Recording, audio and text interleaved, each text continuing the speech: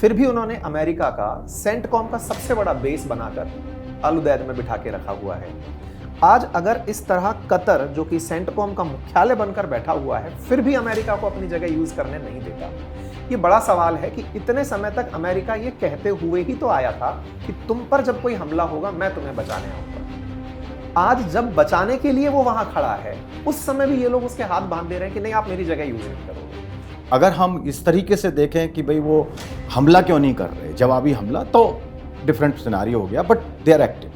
वो क्या कर रहे हैं? इंटेलिजेंस शेयरिंग कर रहे हैं, कंडेम कर रहे हैं, रिजोल्यूशन, यूएन में रिजोल्यूशन पास कर रहे हैं। और जैसा कि अभी जनरल साहब ने कहा कि जीसीसी किस लिए बना था, I just go back slightly. GCC बना था जॉइंट डिफेंस के लिए एंड प्रॉस्पेरिटी के लिए।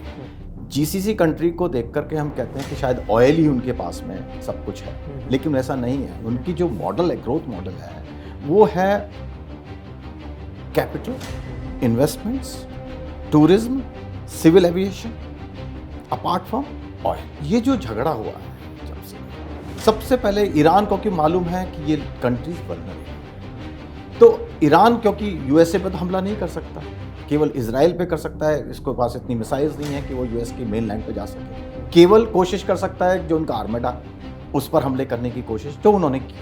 लेकिन सबसे ज़्यादा वल्नरेबल जो हैं ये जीसीसी कंट्रीज़ हैं, जैसा कि अभी ज्योग्राफी के बारे में हमारी बातचीत हो रही है। और उनके जो इकोनॉमिक सेंटर्स हैं उन पर अटैक उनके लिए मोस्ट वल्नरेबल है वो, जो कि उन्होंने किया। और उससे क्या नतीजा निकला कि जीसीसी कंट्रीज़ की जो मेन स्ट्रेंथ है, आपने अभी आंकड़े दिए कि उस पर उसका उन्होंने, ईरान ने अटैक किया। तो इससे बहुत सोची समझ पहल के तरीके हैं।